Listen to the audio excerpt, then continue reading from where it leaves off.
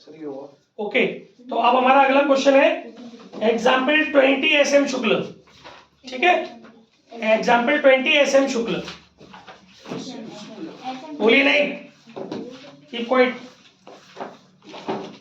Video बन रही है, आवाज मत कीजिए। एग्जाम्पल 20 SM शुक्ल।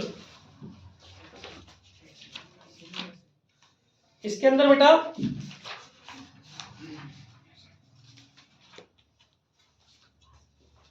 भाई ये दिख नहीं रहा, बहुत ज्यादा ओवर। ठीक है, तो एग्जाम्पल 20 SM शुक्ल, ध्यान से सुनिएगा। ठीक है, ये बहुत अच्छा क्वेश्चन है क्योंकि इसके अंदर क्या हो रहा है कि एक पार्टनर फर्म छोड़ के जा रहा है, रिटायरमेंट ले रहा है, और उसकी जगह पर दूसरा पार्टनर फर्म के अंदर आ रहा है। ठीक है, एक पार्टनर जा रहा है और एक पार्टनर फर्म के अंदर आ रहा है। तो मैं क्वेश्चन पढ़ता हूं, ध्यान से सुनते हैं फटाफट, बहुत जल्दी करना भी इसको। हमें ए और बी एक फर्म में समान रूप से साझेदार थे, अनुबंध के अधीन बी अवकाश ग्रहण करता है और उसका बेटा सी 1/3 भाग के लिए फर्म में प्रवेश करेगा। बी जा रहा है और उसकी जगह कौन आ रहा है, उसका बेटा सी आ रहा है। ठीक है, फिर 31 मार्च 2021 को उनका चिट्ठा निम्नलिखित था। बैलेंस शीट के अंदर में क्रेडिटर दिया है, कैपिटल दिया है, डेब्टर दिया है, लैंड दिया है, फर्नीचर दिया है और बैंक दिया है। यह तय हुआ कि व्यापार में इतना रुपया लगाया जाए कि बी को भुगतान होने के बाद 17,500 रुपए कार्यशील पूंजी के रूप में रहे। मतलब ये भी क्लियर हो गया कि जो पार्टनर फर्म छोड़ के जा रहा है उसको हमें 17,500 रुपए नहीं, उसका पेमेंट हमें कैश में करना है, और उसके बाद भी हमारे बैंक का जो बैलेंस बचेगा वो 17,500 रुपए बचना चाहिए। ये भी इसके अंदर बिल्कुल क्लियर है। आगे बोल रहा है इसके लिए ए और सी इतना धन लाए कि उनकी पूंजी उनके लाभ के भाग के अनुपात में हो जाए। मतलब इसके अंदर एडजस्टमेंट ऑफ कैपिटल भी है, रिटायरमेंट भी है, एडमिशन भी है और एडजस्टमेंट ऑफ कैपिटल भी है। ठीक है, आगे बोल रहा है बी इस बात के लिए सहमत हो गया कि सी को जो राशि लानी है उसकी आधी राशि वह अपने पूंजी खाते से उपहार के रूप में हस्तांतरित कर देगा। मतलब ये और एक और यूनिक बात हो गई कि जो बाप है बी वो फर्म छोड़ के जा रहा है, उसकी जगह उसका बेटा आ रहा है सी।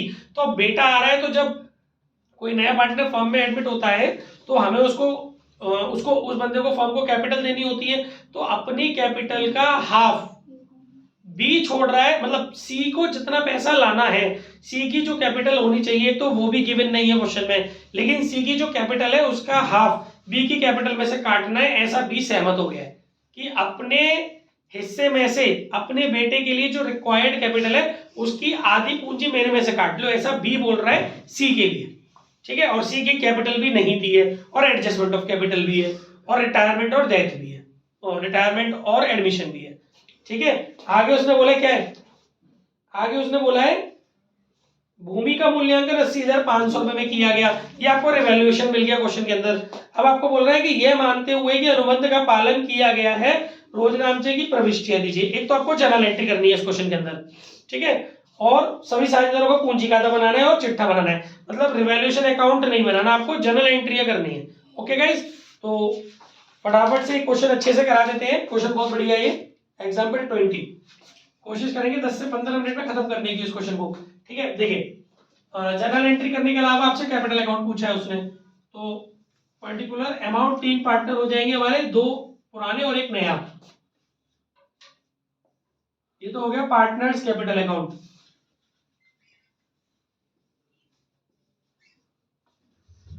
ए बी सी।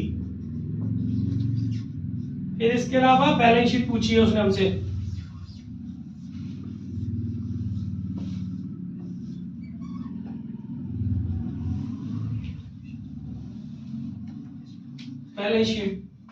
बैलेंस शीट हो जाएगी as at liability amount assets amount. ये उस दिन होगी बैलेंस शीट जिस दिन वो 1 अप्रैल कब जा रहा है वो बेटा, वो इस क्वेश्चन में जा रहा है 31 मार्च 2021 को। ठीक है, 31 मार्च 2021 को, 31 मार्च 2021। ये 2 अकाउंट पूछे इसने हमसे और जर्नल एंट्री पूछी है इस क्वेश्चन के अंदर। ठीक है, बाकी जो भी है वो आपका वर्किंग नोट होगा। ठीक है गाइस, सबसे पहले आपको बैलेंस लिखना होता है कैपिटल का, बाय बैलेंस बीडी। ए और बी पुराने पार्टनर है तो उनका बैलेंस दिया हुआ है आपको 59,500 और 49,350। 59,500 और 49,350। ओके, चलिए देखिए भूमि का मूल्यांकन 80,500 में किया, यानी आपकी जो लैंड पहले बैलेंस शीट में दे रखी थी 53,725 की दे रखी थी, उसको आप अब बढ़ा करके कितना कर रहे हो 80,500, तो आपकी असेट्स में इंक्रीजिंग हो गई, जनरल एंट्री हो जाएगी land account debit to revaluation, संपत्ति में वृद्धि की जनरल एंट्री ये होती है। ठीक है, जो डिफरेंस आ रहा है वो आ रहा है 26,775 रुपए का। ठीक है, और कोई रिवैल्यूएशन का कंटेंट नहीं है, तो आपके रिवैल्यूएशन क्रेडिट में तो आपको प्रॉफिट हो रहा है, क्योंकि क्रेडिट का रिवैल्यूएशन होता है एक्सीड करता है तो प्रॉफिट होता है। प्रॉफिट को ओल्ड पार्टनर में, ध्यान रखिएगा, सी नया पार्टनर है उसको नहीं मिलेगा कुछ, ओल्ड पार्टनर में ओल्ड रेशियो में डिस्ट्रीब्यूट कर देंगे, यानी कि अगली एंट्री होगी revaluation account debit to A's capital to B's capital, C को नहीं मिलेगा। ठीक है, ये 26,775 रुपए आपको इनके ओल्ड रेशियो में डिस्ट्रीब्यूट करने हैं, और इस क्वेश्चन के अंदर जो ओल्ड रेशियो दिया हुआ है समान साझेदार है, तो दोनों में बराबर बराबर बढ़ जाएगा, ये आएगा 13,387 रुपए 50 पैसे। ठीक है, अब इससे आप रिवैल्यूएशन अकाउंट तो बना नहीं रहे हो, लेकिन कैपिटल अकाउंट बना रहे हो, तो यहाँ पॉजिटिव हो जाएगी भाई रिवैल्यूएशन अकाउंट 13,387 रुपए 50 पैसे। ठीक है गाइस, ये वाली हमारी एडजस्टमेंट हो गई। इसके बाद इसने क्वेश्चन में बोला है कि बी जाएगा ना। अच्छा आप देखो, आपका ना तो कोई रिजर्व है, ना कोई एक्यूमुलेटेड प्रॉफिट है, ना कोई एक्यूमुलेटेड लॉस है। तो गाइस मैंने आपको बताया था इस तरीके के क्वेश्चंस में, इस तरीके के क्वेश्चन में पहले आप बैलेंस शीट बनाना, क्योंकि जब आपको बैंक का बैलेंस पहले से दिया हो, कार्यशील पूंजी बैंक का बैलेंस होता है, तो जब आपको बैंक का बैलेंस पहले से दिया हो तो पहले आप बैलेंस शीट बनाना। चलिए बैलेंस शीट बनाते हैं। देखिए आपको बैंक का बैलेंस दिया हुआ है, कितना दे रखा है 17,500 रुपए। ठीक है, बाकी आपकी असेट्स में से देखेंगे तो डेटर्स 28,175 के, क्योंकि उनमें कोई फ्लक्चुएशन नहीं हुआ। इसके अलावा आप क्या लैंड नई रेट पे आ जाएगा 80,500 रुपए। ठीक है, एडजस्टमेंट हो गई ना उसमें। और फर्नीचर आपका पुरानी रेट पे रहेगा 24,850 रुपए। असेट्स में आपकी ये चार चीजें आएंगी। लायबिलिटी में आपका क्रेडिटर 17,150 रुपए का।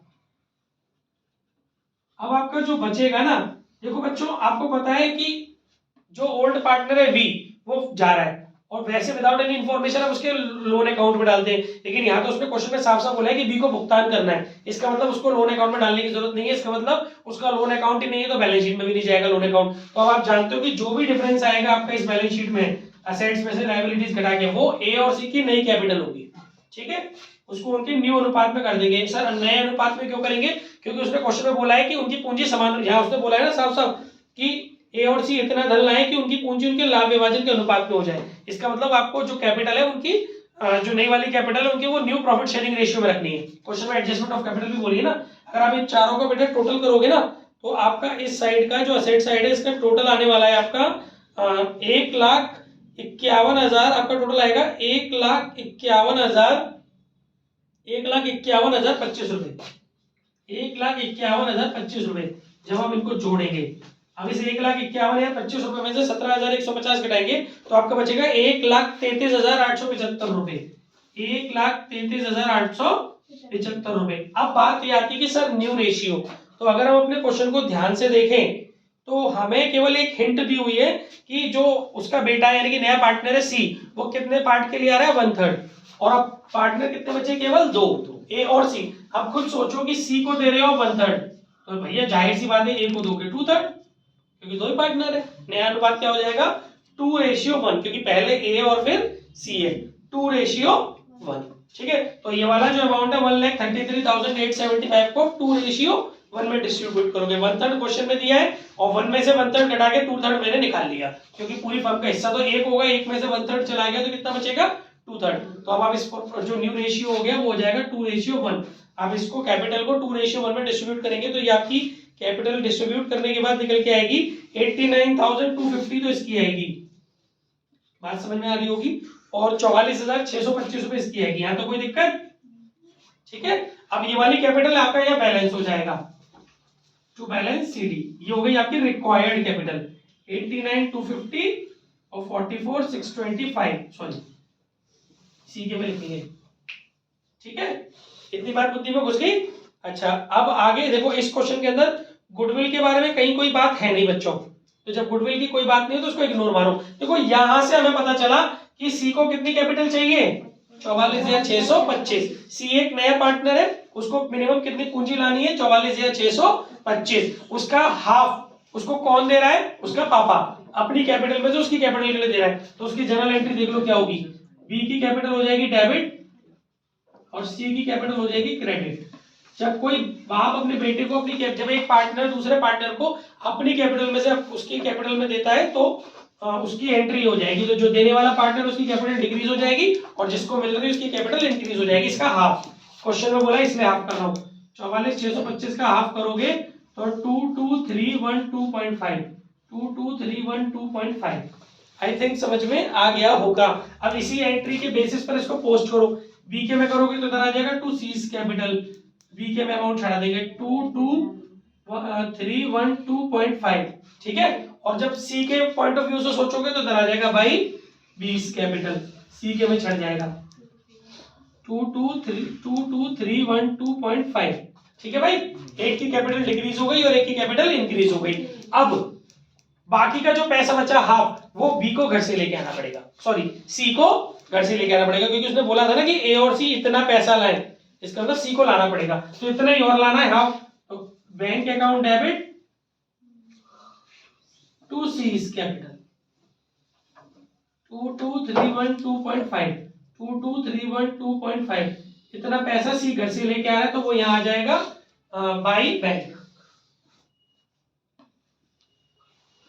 22,312.5। समझ में आ गया, ठीक है। और इसके अलावा बेटा अब आप एक काम करो, जाने वाले पार्टनर का सब मैटर खत्म, उसका हिसाब किताब निपटाओ, उसको कैश में पेमेंट करोगे जाने वाले को। इन दोनों को जोड़ो, 49,350 और 13,387 रुपए 50 पैसे। इन दोनों को आप जोड़ोगे तो आपका टोटल बनेगा बेटा 62,737 रुपए 50 पैसे 62,737 रुपए 50 पैसे। क्योंकि मैंने बोला था पहले जाने वाले पार्टनर का हिसाब खत्म किया करो, इसमें से इसको घटाओगे तो जो भी है उसको आपको पेड करना है, क्योंकि क्वेश्चन में बोला गया है कि आप उसको भुगतान कीजिए, तो आप उसका पेमेंट करेंगे तो वो बच रहा है 40,425 रुपए। उसकी एंट्री करेंगे, जब आप पेमेंट करेंगे बी की कैपिटल हो जाएगी डेबिट टू बैंक 40,425 रुपए, ठीक है। वो यहां डाल देंगे आप टू बैंक 40,425 रुपए। आई थिंक समझ में आ गया होगा। बाकी अब आपको एडजस्टमेंट ऑफ कैपिटल है तो आपको एडजस्टेड कैपिटल निकालनी पड़ेगी रफ में। इन दोनों को जोड़ो, इन दोनों को जोड़ो, और इधर तो कुछ है नहीं घटाने के लिए, एक ही क्रेडिट साइड को जोड़िए, एक ही क्रेडिट साइड आ रही है, एक ही क्रेडिट साइड बेटा, एक ही क्रेडिट साइड जब आप जोड़ोगे ऐसे निकाल लेना। एज एडजस्टेड कैपिटल चेक करो, एज एडजस्टेड कैपिटल कैसे निकालोगे? क्रेडिट साइड जोड़ो, 59,500 प्लस 13,387.50, तो ये बन रही है बेटा 59,500 प्लस 13,387.50, कितनी बनेगी? एक मिनट कैलकुलेटर लाना जल्दी फास्ट। 59,500 13,387.50 बन गया आपका 87.5,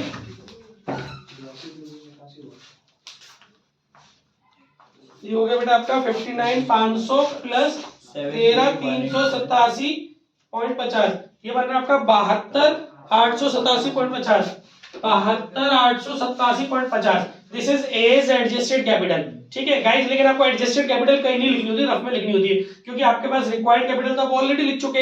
अब तो आपको ये लिखना है कि डेफिशिएंसी है या सरप्लस। भाई ये रिक्वायर्ड है 89 समथिंग और एडजस्टेड है, तो बाकी भैया इसमें डेफिशिएंसी आ रही है ना, तो उसको लेके आनी पड़ेगी। जो शॉर्टेज है वो उसको लानी पड़ेगी। शॉर्टेज हो गई 89,250 माइनस 72,887.5, और इसी के बेसिस पर जनरल एंट्री होगी 89, ये बैठ रहा है बेटा 16,362 रुपए 50 पैसे। तो जब ए लेके आएगा तो जनरल एंट्री हो जाएगी bank account debit to A's capital. I think समझ में आ गया होगा सब बच्चों को। घर जाके वीडियो आराम से पॉज कर करके या स्लो मोशन में करके समझना, 2-3 बार समझ में आ जाएगा। तो वो यहाँ आ जाएगा बेटा यहाँ पर बाई बैंक 16,362 रुपए 50 पैसे, क्योंकि मैंने एक एक स्टेप बहुत तरीके से समझाई है। ऐसे ही आपको सी का चेक करना है, सी की एडजस्टेड कैपिटल चेक करो, सी इज एडजस्टेड कैपिटल, सी की एडजस्टेड कैपिटल आ रही है आपकी इधर का है आपका 22,312.50। वैसे सी का तो इक्वल ही होगा क्योंकि सी तो ले आया है ना, सी का चेक करने की नीड नहीं है, क्योंकि सी को तो जो कम था वो ले ही आया ना, सी अपना आधा हिस्सा, ए का खत्म हो गया, बी का खत्म हो गया और सी का सिस्टम खत्म हो गया। 44,625, 44,625 आप देख रहे हैं कैपिटल अकाउंट बन चुका, बैलेंस शीट बन चुकी। बस आप अब एक काम करो, जल्दी से बैंक अकाउंट और चेक कर लो कि सही है कि नहीं है। देखिए आपके पास बैंक का जो ओपनिंग बैलेंस था ना बच्चों, वो था आपके पास 19,250। अब यहाँ चेक कर लीजिएगा, 19,250 रुपए थे। फिर आप इसमें देखिए अपनी एंट्रियों में आपने कहीं से पैसा मंगाया, हाँ 22,312 रुपए 50 पैसे आपकी फर्म में और आए, ठीक है ना, ये आपकी फर्म में आए। और आपके पास फिर यहां से आपकी फर्म में से 40,425 रुपए आपकी फर्म में से गए, समझ रहे हो ना। और फिर आपकी फर्म में आए 16,362 रुपए 50 पैसे। तो आप खुद देख लो अपने आप 17,500 बच रहे हैं। इसका मतलब आपका कहीं कोई कैलकुलेशन में मिस्टेक नहीं है। बस यही था इस क्वेश्चन में। अब आगे बढ़ते हैं, कोई डाउट?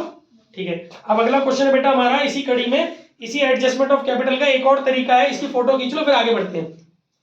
इसको नहीं छोड़े, फटाक से फोटो खींचो बिना आवाज के।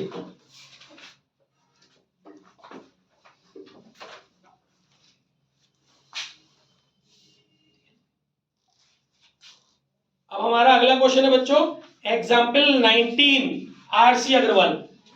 ठीक है, ये जो हमारा क्वेश्चन है ना बच्चों, ये भी हमारा क्वेश्चन एडजस्टमेंट ऑफ कैपिटल का है, लेकिन ये वाला जो एडजस्टमेंट ऑफ कैपिटल मैं आपको समझाने जा रहा हूं, ये मतलब सॉरी, ये जो मैं अगला वाला क्वेश्चन आपको समझा रहा हूं ना, ये अगला वाला क्वेश्चन है आपका रिटायरमेंट कम एडमिशन। मतलब एक पार्टनर जा रहा है और एक पार्टनर आ रहा है, लेकिन अब जो मैं आपको क्वेश्चन बताऊंगा, ये वाला क्वेश्चन इससे बहुत धांसू और बहुत शानदार क्वेश्चन है। और सबसे बड़ी बात है, गुडविल का भी एक नया तरीका है इस क्वेश्चन में जो मैं आपको करा रहा हूं। एग्जाम्पल 19 संजय साहित्य भवन आरसी अग्रवाल, बहुत ही यूनिक क्वेश्चन है। Please keep quiet, video pause नहीं है।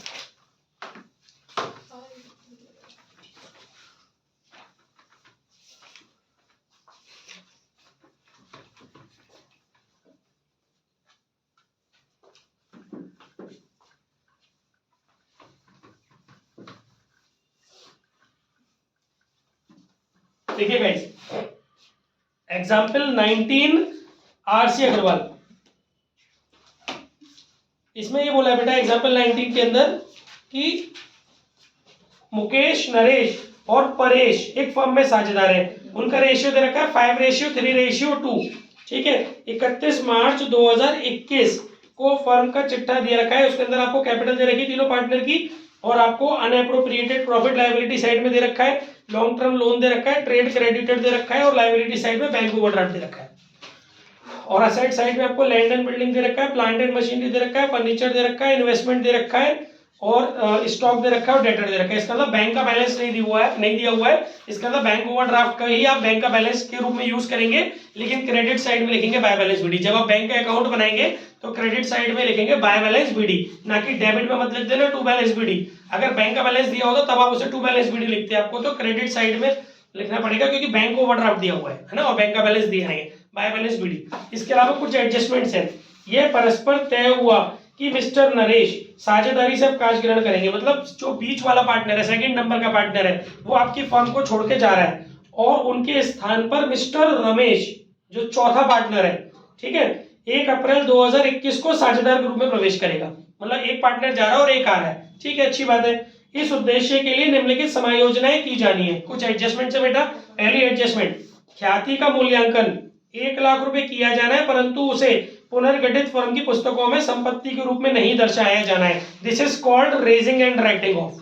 आपको एक रेजिंग और राइटिंग ऑफ मैंने एडमिशन वाले चैप्टर में समझाया था, उस चैप्टर के रूल्स अलग है, इस चैप्टर के रूल्स अलग है। ध्यान रखिएगा, ये बात कंफ्यूज मत हो जाइएगा।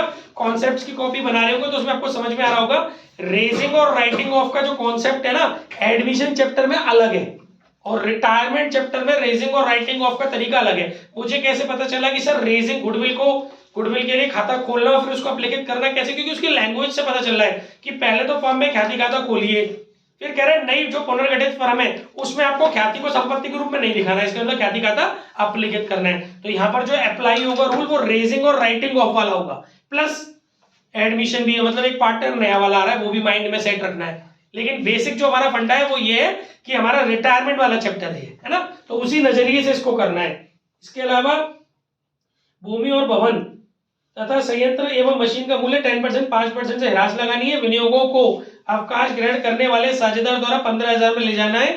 वो फर्म पार्टनर ले जा रहा है, आउटगोइंग पार्टनर हमारे इन्वेस्टमेंट ले जा रहा है 15,000 रुपए में, ठीक है। देनदारों पर संदिग्ध ऋणों के लिए 20% प्रावधान करना है। पुनर्गठित फर्म की कुल पूंजी 2 लाख रुपए होगी, जिसे मुकेश, परेश और रमेश, मतलब उसको हटा के नए पुराने वाले नरेश को हटा के बचे मुकेश, परेश और रमेश के नए लाभ विभाजन अनुपात 2:2:1 के अनुपात में देंगे। करना क्या है, एक और पॉइंट दिया हुआ है, अतिरेक कोष यदि कोई हो उसका प्रयोग बैंक अधिविकर्ष के भुगतान के लिए किया जाएगा, मतलब बैंक अधिविकर्ष का भुगतान भी करना है, ठीक है। अवकाश ग्रहण करने वाले साझेदार को देय राशि का अंतरण उसके ऋण खाते में करना है। आउटगोइंग पार्टनर को पैसे नहीं दे रहे, अभी जो उसका बैलेंस बच रहा है उसको आप उसके लोन अकाउंट में ट्रांसफर कर रहे हो, ठीक है। आपको पुनर्मूल्यांकन खाता, बैंक खाता, साझेदारों के पूंजी खाते और नई फर्म का चिट्ठा बनाना है, इसमें एंट्री नहीं करनी, ठीक है गाइस। चलिए शुरू करते हैं फटाफट से। एग्जाम्पल 19 आरसी 10 मिनट्स में खत्म करेंगे, आवाज मत करिएगा।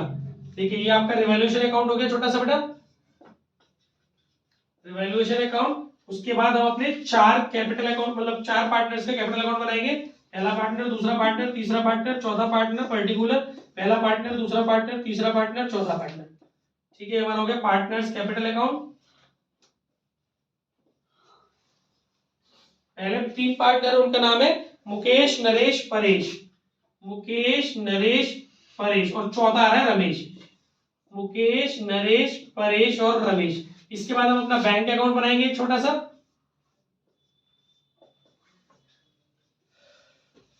इसके बाद हम अपनी बैलेंस शीट बनाएंगे।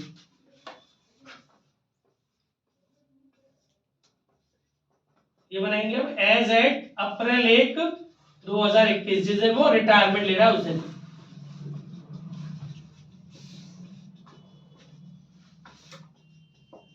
देखिए गाइस, सबसे पहले आपको बैलेंसेस लिखने हैं। पहले आपको कैपिटल के बैलेंसेस लिखने हैं। कैपिटल के बैलेंसेस आपको दिए हुए हैं 80,000, 20,000 और 30,000 बाय बैलेंस बीडी। 80,000,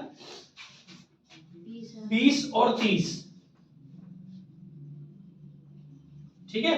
इसके अलावा बैंक में आपको बैलेंस नहीं दिया, लेकिन उसको ओवरड्राफ्ट दिया हुआ 44,000, वो यहाँ लिख देंगे बाय बैलेंस बीडी 44,000, या बाय बैंक ओवरड्राफ्ट भी लिख सकते हो, बात एक ही है, क्योंकि आपको बैंक ओवरड्राफ्ट का भुगतान करना है, ठीक है।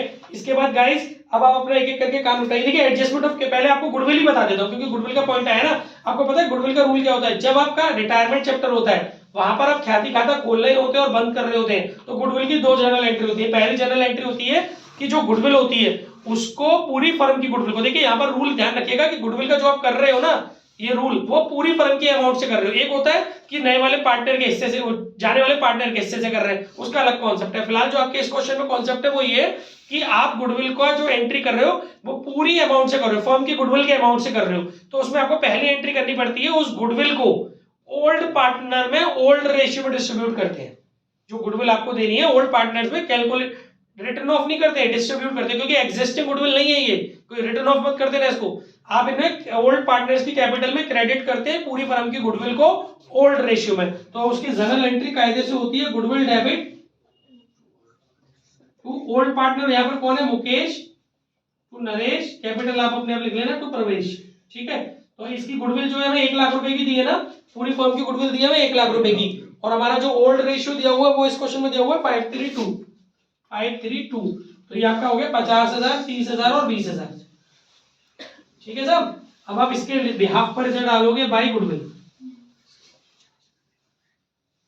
50,000, 30,000 और 20,000। सेकंड एंट्री होती है इसकी बेटा, फिर से इस गुडविल को अब रिटर्न ऑफ करते हैं न्यू पार्टनर में, उनके न्यू रेशियो में। रिमेनिंग पार्ट, न्यू पार्टनर नहीं, रिमेनिंग पार्टनर में, मतलब उस रिटायरमेंट करने के बाद जो पार्टनर बचे हैं उनके न्यू रेशियो में डिस्ट्रीब्यूट कर देते हैं। अब आपको यहाँ पे न्यू रेशियो निकालना पड़ेगा। जो नरेश है वो कितने हिस्से के लिए आ रहा है वो कुछ भी नहीं लिखा है, हाँ न्यू रेशियो दिया है 2:1। आपको न्यू रेशियो दिया हो 2:1, तो बहुत इजी हो गया। मुकेश की कैपिटल डेबिट, नरेश तो गया, प्रवेश कैपिटल डेबिट, और तीसरा Ramesh capital debit to goodwill. इस गुडविल को आप राइट ऑफ कर देंगे, ये रूल है, ठीक है। आपकी गुडविल तो वही है 1 लाख रुपए की। अब 1 लाख रुपए को 2:1 के अनुपात में आप बांटोगे तो आपका हो जाएगा 20,000, 40,000 और 40,000, ठीक है बच्चों। वो यहां आ जाएगा आपका टू गुडविल,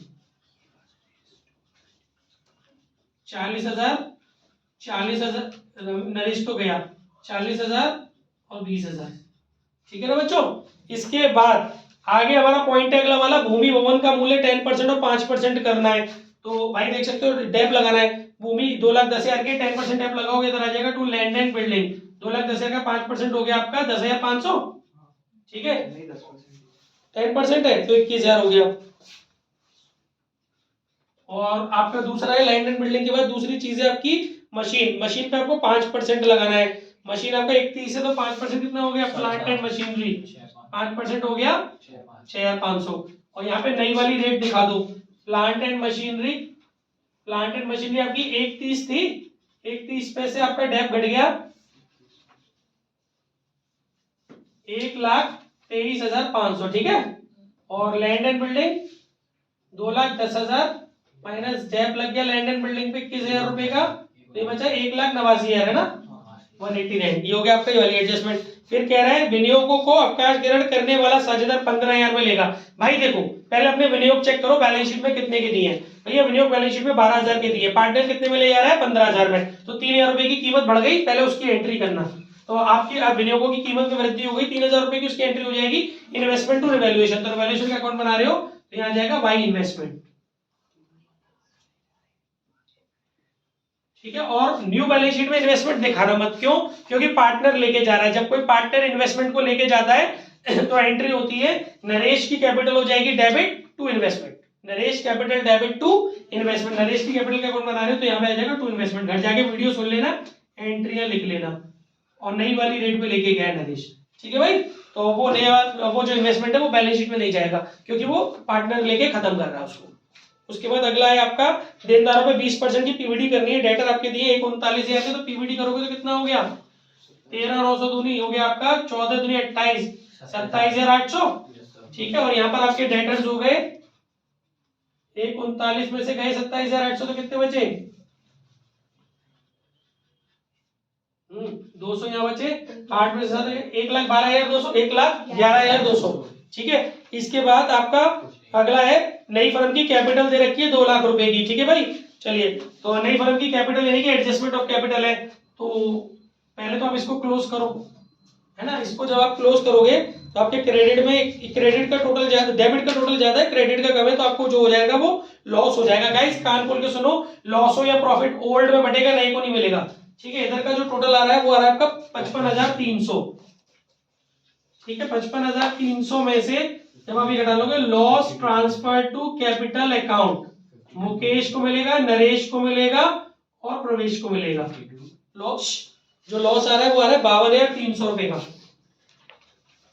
ठीक है। 52,300 को आप ओल्ड रेशियो में डिस्ट्रीब्यूट करोगे 5:3 में, तो वो आपका निकल के आ जाएगा बेटा 26,150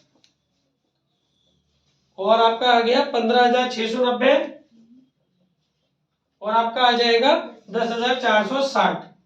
ठीक है। और इसको फिर इधर ले आएंगे लॉस को, जनरल एंट्री है सब जानते हैं, टू रिवैल्यूएशन अकाउंट 26,150, 15,690, 10,460। ठीक है। अब अपने एक्यूमुलेटेड प्रॉफिट रिजर्व वगैरह बांट लेते हैं। अनएप्रोप्रिएटेड प्रॉफिट है 20,000, ओल्ड पार्टनर में ओल्ड रेशियो में पड़ जाएगा, इधर आ जाएगा बाई पी&एल एप्रोप्रिएशन।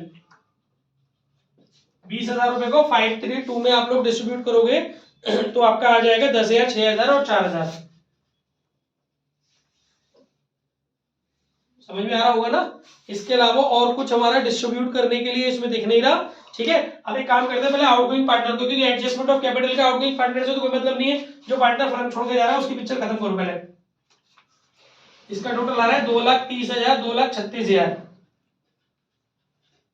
ठीक है। 2,36,000, 2,36,000 में से इसके 15,000 और 15,190 घटाओ 690, तो आपका जो बचेगा बेटा थोड़ा सा गलती हो गई बेट, ये 20 और 30 50 26 है, 56 है, गलत पढ़ लिया उसको हमने। 56,000 है। 56,000 में से आप इन दोनों चीजों को हटाओगे तो जो उसका बैलेंस बचेगा वो बचेगा 25,310 रुपए, और वो आपको उसके लोन में ट्रांसफर करना है टू नरेश लोन, 25,310 रुपए। ठीक है। वो न्यू बैलेंस शीट में लायबिलिटी में चला जाएगा, नरेश लोन 25,310। नरेश का काम खत्म। अब आपको नई फर्म की जो पूंजी दे रखी है वो दे रखी है आपको 2 लाख रुपए, तो वो आप तीनों में डिस्ट्रीब्यूट कर दोगे।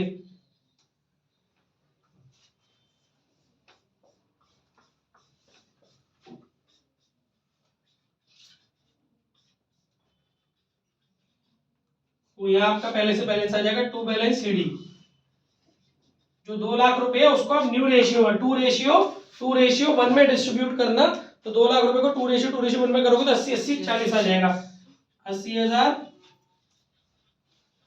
और 40,000, और वही आपका इधर चला जाएगा कैपिटल के नाम से। ठीक है, मुकेश, प्रवेश और रमेश 80 और 40, ये हो गया 2 लाख। ठीक है भाई। इसके बाद अब आप इसको वही एडजस्टेड कैपिटल निकालो, और एडजस्टेड कैपिटल निकालने के बाद डिक्रीज इंक्रीज निकाल करके फिर उसे बैलेंस शीट में डाल करके बैंक का बैलेंस निकाल करके कर लेने से घर से कंप्लीट। अब आई थिंक समझ में आ गया होगा। ठीक है ना, तो वही आपका फिर नॉर्मल कॉन्सेप्ट हो जाएगा। नए पार्टनर की कैपिटल भी ऐसी निकल आएगी।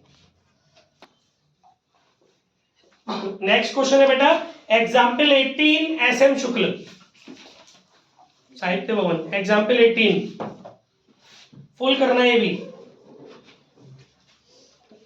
देखिए इसमें क्या हो रहा है, अब हम जो आउटगोइंग पार्टनर है ना उसका किस्तों में भुगतान और एन्युटी में भुगतान दो तरीके से समझेंगे। एक होता है किस्तों में भुगतान और एक होता है वार्षिकी विधि द्वारा भुगतान। तो एग्जाम्पल 18 वाला जो है उसमें हमारे किस्तों में भुगतान बोला है। इसमें क्वेश्चन पूरा दिया हुआ है, RS और T इनका चिट्ठा दे रखा है, इनका रेशियो दे रखा है 1/2, 1/3, 1/6 और इनका पूरा चिट्ठा दे रखा है और पूरा क्वेश्चन आपको दिया हुआ है, कुछ एडजस्टमेंट्स वगैरह दी हुई है, तो वो सारा सब कुछ आप कर लेंगे। मतलब क्या बात हो रही है, सीधे बैठिए। पहले आप रिवैल्यूएशन अकाउंट बना लेंगे, फिर आप पार्टनर्स कैपिटल अकाउंट बना लेंगे, फिर आप बैंक और कैश अगर जरूरत पड़ती है तो बना लेंगे, और बैलेंस शीट बना लेंगे। और बैलेंस शीट में उस लोन को, ध्यान से सुनिएगा, बैलेंस शीट में जो आउटगोइंग पार्टनर है उसके लोन को ट्रांसफर कर देंगे। इतना काम तो आप रोज कर रहे हैं। ये जो क्वेश्चन है ना, इसमें जो काम आप रोज कर रहे हो वो तो करवाया है, उसके आगे एक नई चीज बनवाई है।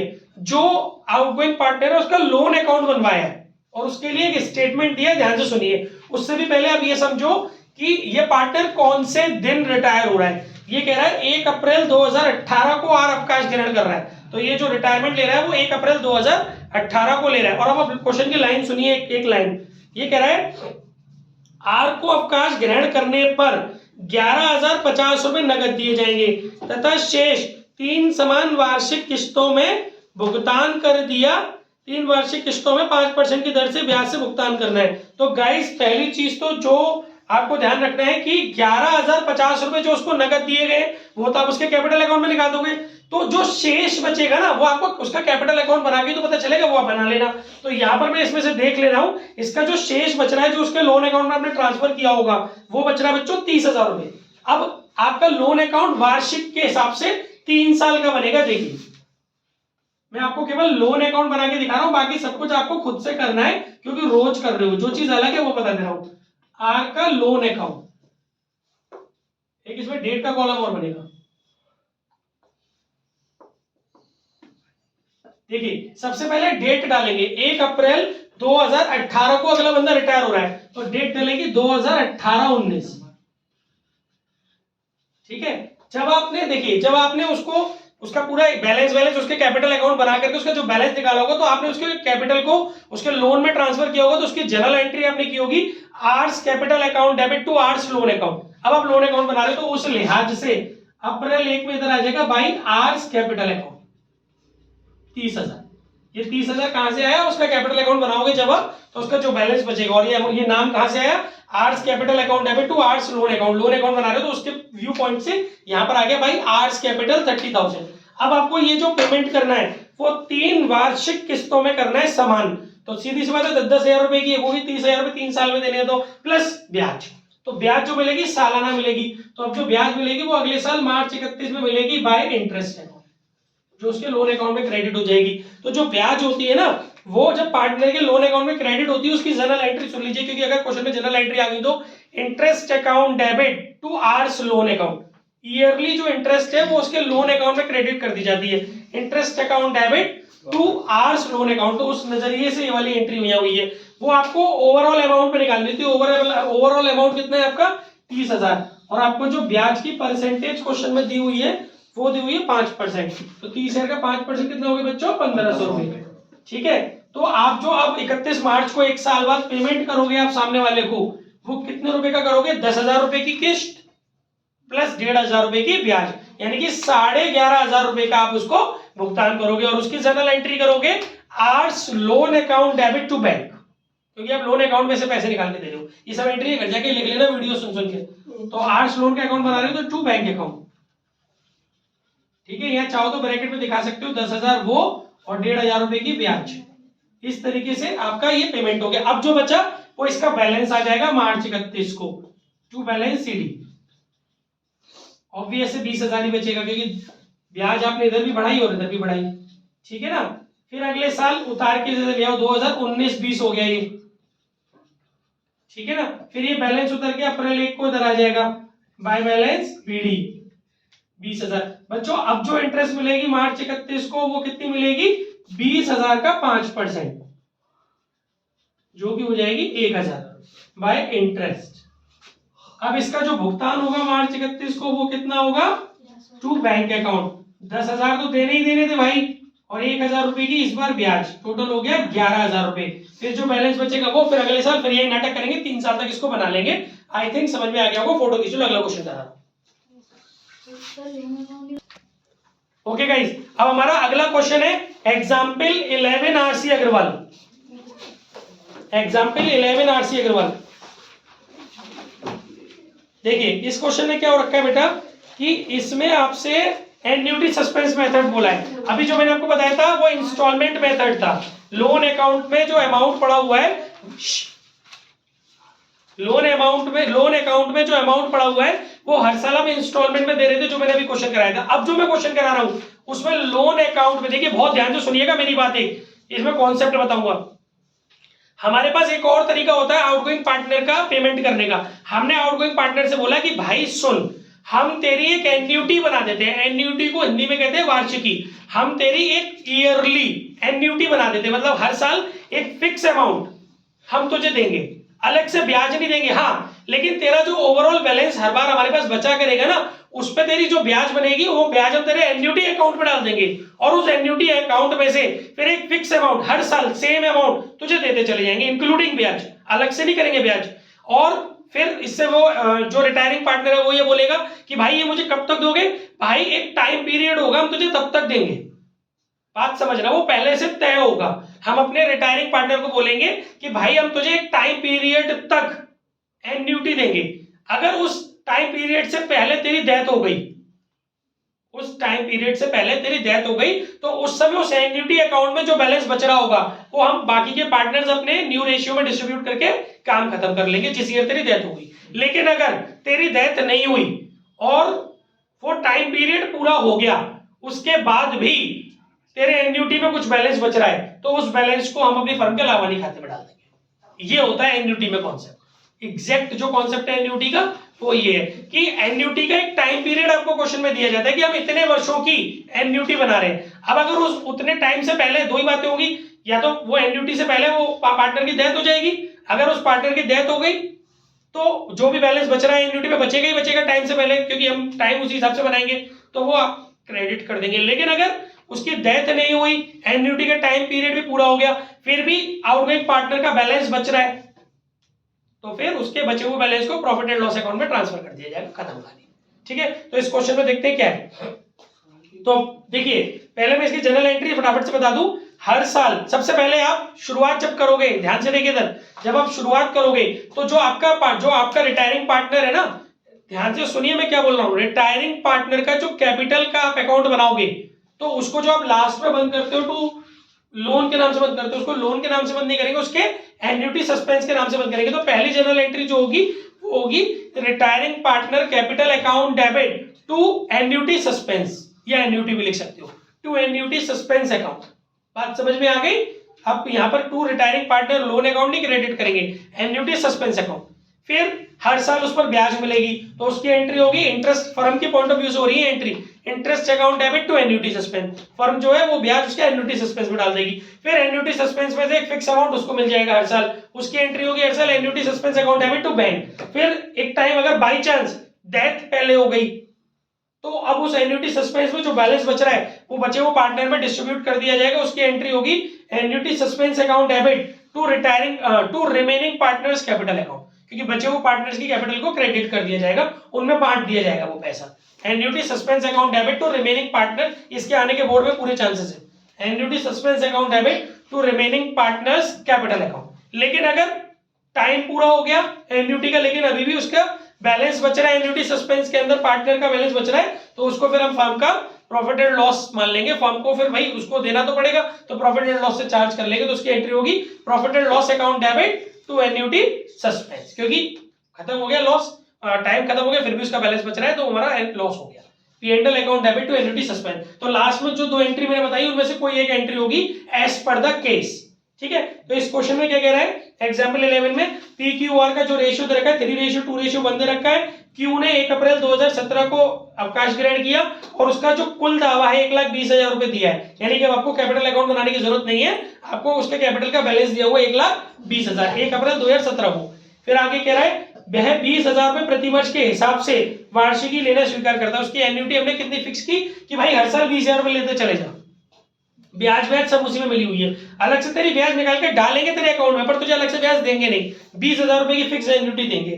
ठीक है, और फर्म को ज्ञात है कि यदि 4% वार्षिक ब्याज से ब्याज लगाया जाए तो वार्षिक वृद्धि के आधार पर इस राशि को 1,20,000 रुपए की राशि का 5 वर्षों में भुगतान हो जाएगा। फर्म कह रही है कि हमने तेरे को जो टाइम पीरियड दिया है,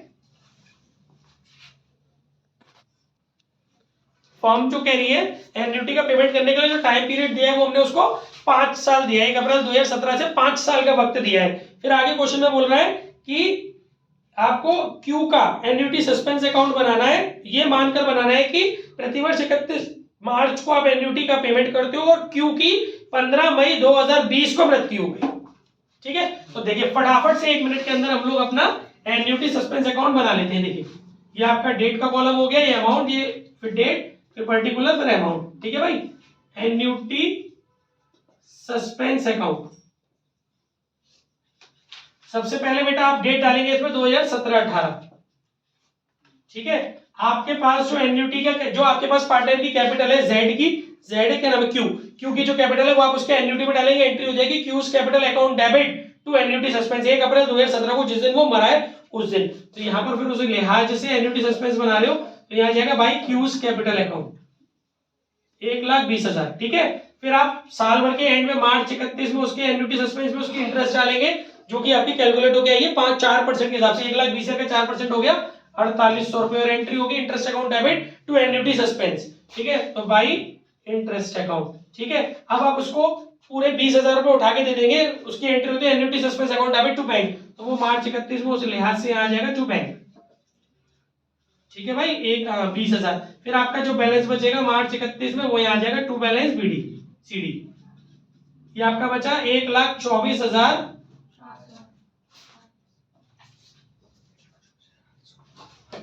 1,24,800 1,24,800। ठीक है, इसमें से 20,000 का तो 1,04,800, ये आपका पहला साल कंप्लीट हो गया। अब नेक्स्ट बनाएंगे 2018-19 2018-19 अप्रैल 1 बाय बैलेंस बीडी 1,04,800। ठीक है, अब इस पे निकालेंगे आप 4%, मार्च 31 एंट्री बता ही चुका हूं, इधर आ जाएगी बाय इंटरेस्ट अकाउंट। जब आप इसका 1,04,800 का 4% निकालेंगे तो 4192 आएगा। ठीक है, फिर आप एक किस्त दे देंगे उसको मार्च 31 को कि ले भाई अपनी एन्युटी पकड़ टू बैंक अकाउंट, ये आ जाएगा आपका 20,000। फिर आप इस एन्युटी अकाउंट का मार्च 31 को बैलेंस छोड़ेंगे टू बैलेंस सीडी, ये आपके एन्युटी अकाउंट का बैलेंस बचेगा 88,992 88,992। टोटल हो गया आपके इस एन्युटी अकाउंट का 1,08,992। ठीक है साहब, फिर आप 2019-20 में जाएंगे, 2019-20 आपका ये बैलेंस उतर के इधर आ जाएगा अप्रैल 1 पे बाय बैलेंस बीडी 88,992। ठीक है, फिर आप इस पे 4% देंगे, इसका 4% आएगा 3,560 रुपए मार्च 31 बाय इंटरेस्ट अकाउंट 3,560 रुपए। फिर आप उसको एन्युटी देंगे, यही खेल चलता रहेगा हर साल टू बैंक अकाउंट। ठीक है, 20,000 रुपए की। फिर आप इसका बैलेंस निकालेंगे मार्च 31 टू बैलेंस सीडी, ये आपका टोटल बन रहा है बेटा, इस अकाउंट का टोटल बन रहा है 92,552 92,552 और आपका जो बैलेंस बच रहा है एन्युटी का वो बच रहा है 72,552। अब समझिएगा ध्यान से, अब आपका आ गया 2020-21 का सेशन, 2020-21 का सेशन अप्रैल 1 को आपका बैलेंस उतर के आ गया बाय बैलेंस बीडी 72,552। देखिए भाई 1 अप्रैल 2020 को आपके एन्युटी में 72,552 रुपए थे, और अब क्या हुआ आपका वो पार्टनर जो है क्यू, वो 15 मई 2020 यानी कि यही वाला सेशन है, इसमें मर गया। तो मैंने कहा था मरेगा तो जो बैलेंस है उसको डिस्ट्रीब्यूट कर दो, कोई ब्याज नहीं, ये बेवकूफी नहीं कि जो उतने दिन की ब्याज, कोई ब्याज नहीं, ब्याज का खेल लास्ट डेट पे होता है, तो उससे पहले ही वो मर गया। तो इसका जो बैलेंस है उसको डिस्ट्रीब्यूट कर दो, उसकी एंट्री होगी पी कैपिटल डेबिट, पी को उसकी एंट्री होगी annuity suspense account debit to P's capital to R's capital. तो उसके लिहाज से आपका 15 मई को टू पीस कैपिटल और टू आर्स कैपिटल, ठीक है। कौन सा अमाउंट बटेगा बेटा, ये 72,552। और गाइस कौन सा रेशियो बटेगा, लिसन, आपको रेशियो दिया हुआ है 3:1, जिसमें क्यू चला गया 3:1 में बटेगा, ठीक है ना, ओल्ड में नहीं, नो दिस इज रॉन्ग। एक नंबर के एमसीक्यू में पूछ लेगा तो ओल्ड रेशियो में नहीं बटेगा, न्यू रेशियो में बटेगा। न्यू रेशियो 3:1, ठीक है। अब इसको न्यू रेशियो में डिस्ट्रीब्यूट करेंगे तो आपका आ जाएगा ये 54,414 और इसका आ जाएगा 18,138। आई थिंक यहां तक समझ में आपके आ गया होगा, ठीक है गाइस। कल बचे हुए क्वेश्चंस को खत्म करके फिर दैट शुरू करेंगे, है ना, और थ्योरी कल की मैंने आपको बताई थी। Thank you.